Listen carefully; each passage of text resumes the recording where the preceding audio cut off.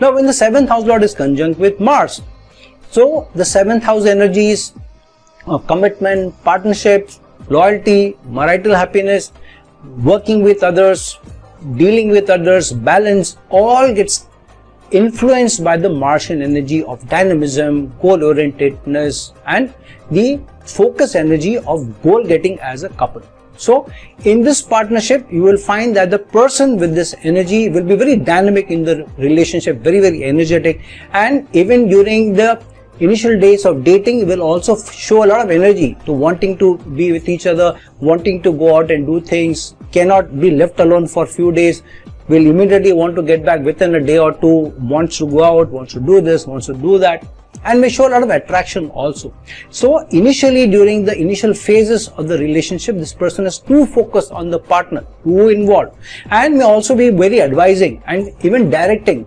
Why don't you do this? Why don't you do that? Why don't you do this in your job? Why don't you do this with your family? Why don't you do this with your free time? Will also be always be guiding, directing, giving solutions, trying to solve your problems for you, because this person is very involved, and sometimes in that can come across as being very pushy also.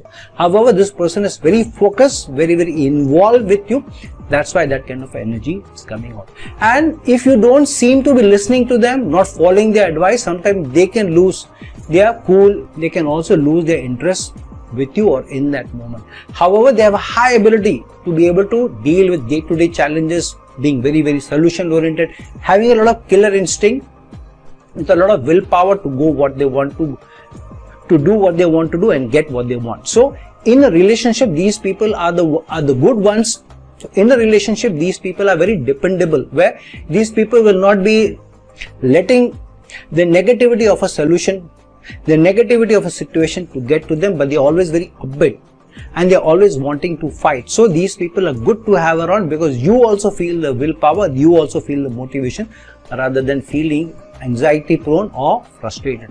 And so with all this high energy, high motivation, the sexual energy, strong attraction, the couple can remain together, the couple can stick together, the couple can perform together and can keep the home afloat also.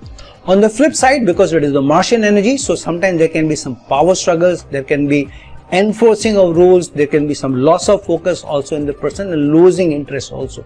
So if you are dating such a person, if you don't know the person very well, if you have not spent enough time with this person, then be a little careful, because after 3, 4, 5 months, maybe 6 months or to a year of dating, you may find the energy waning in the person if the person feels that the relationship is not performing or doing as the person felt that the relationship should be doing. So don't jump into a relationship with somebody who has 7th house lord conjunct with Mars, because within a few months, maximum a year, the energy may wane.